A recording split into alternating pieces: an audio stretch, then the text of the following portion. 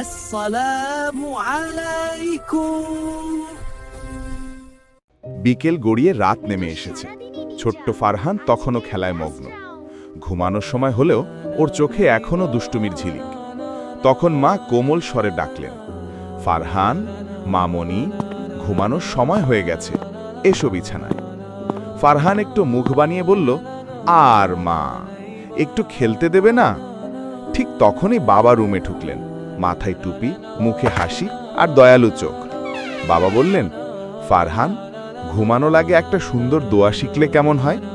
ফারহান চোখ বড় করে বলল, নতুন দোয়া? ওকে বাবা, শিখাই। এদিক আল্লাহুম্মা বিসমিকা আম্মুতু আহিয়া।